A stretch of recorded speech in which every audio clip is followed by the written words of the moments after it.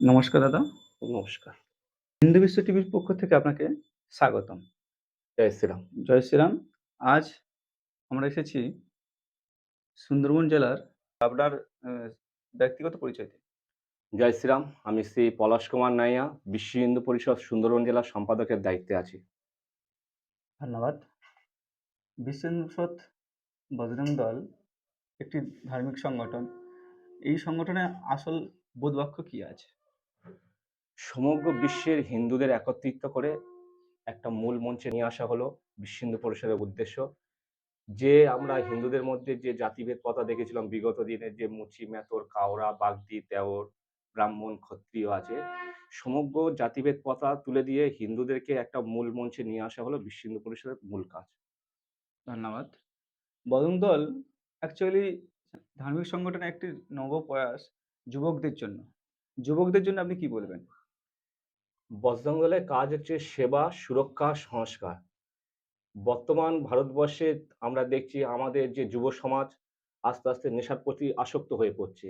সেই নেশামুক্ত অভিযান করার জন্য যুবকদেরকে সঠিক জায়গায় পৌঁছানোর জন্য আজকের বজরং দল তৈরি। যারা যুবকরা নির্দিষ্ট লক্ষ্যে নির্দিষ্ট স্থানে পৌঁছাতে পারে, তার মাধ্যমে বজরং দলের ১ম এ ৩ দিনের শৌর্য বিকাশ পর্ব, ৭ দিনের শৌর্য বিকাশ পর্বের মাধ্যমে তাদেরকে সংস্করিত করে, তাদের বল উপাসনা, মিলন কেন্দ্রের মাধ্যমে সংস্কার করে দেশের সবচেয়ে ভালো কাজ হচ্ছে নিয়োগ করা হয় বজরং দলকে। আচ্ছা। বিধর্মী কিছু বা আমাদের বর্তমানে সেকু মাকুরা বজরং দলের নামে একটা ব্যাখ্যা দিচ্ছে যে এরা একটা উগ্রবাদী। আপনি এই বিষয়ে আপনি কি বলবেন? কি বার্তা দেবেন? সেকু মাকুরা তো সারা জীবন তো ওরা হচ্ছে গিয়ে বজরং দলকে হচ্ছে অপব্যাখ্যা দেবে। আমরা যদি একটু পিছনের ইতিহাস জানি যে ১৯৯৯ থেকে ২০০০ সালে সম্ভবত যখন কাশ্মীরের উগ্রপন্থী এবং পাকিস্তানের সন্ত্রাসবাদীরা আমাদের যে বুড়ো অমরনাথ দর্শন হয়, সেই অমরনাথ দর্শনকে কেন্দ্র করে একটা হচ্ছে গিয়ে হুমকি দিয়েছিল। যে এবারে যদি কোনো হিন্দু মানে দর্শনার্থী যদি অমরনাথ দর্শনে আসে, তাহলে ভয়াবহ হামলা হবে। সেই আচ্ছা, অনুপাতে হচ্ছে গিয়ে সমস্ত ভারতবর্ষের হিন্দুরা হচ্ছে গিয়ে অমরনাথ দর্শন থেকে পিছিয়ে আসে। ঠিক সেই সময় বজরং দল যুব সমাজ ডাক দিয়েছিল যে এবছর আমরা অমরনাথ যাত্রা করব। সারা ভারতবর্ষ আচ্ছা, থেকে ৫০ বছর তরতাজা যুবক একত্রিত হয়ে কাশ্মীরে অমরনাথ দর্শন করে। এই বলার এই ব্যাখ্যাটা কারণ কাশ্মীর একটা ভারতের অবিচ্ছেদ্য অঙ্গ। মানে আমরা কাশ্মীরকে ভারতের একটা হচ্ছে রাজ্য হিসেবে মানি।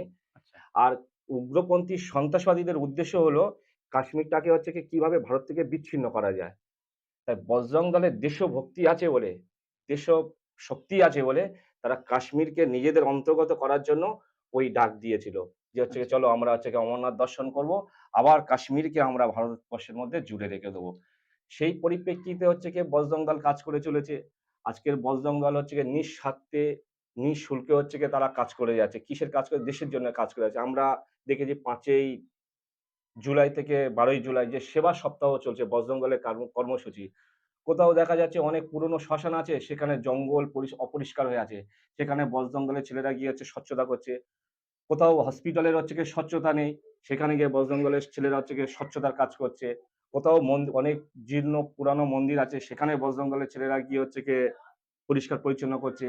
অনেক আমাদের এই সুন্দরবন জেলার মধ্যে অনেক প্রান্তিক গ্রাম আছে, যারা হচ্ছে গিয়ে আপনার অল্প টাকার জন্য হচ্ছে গিয়ে মানে চোখের ডাক্তার দেখাতে পারে না। ঠিকঠাক শরীরে বডি চেকআপ করাতে পারে না। অনেক মানে মেডিকেল থেকে তারা বঞ্চিত হয়।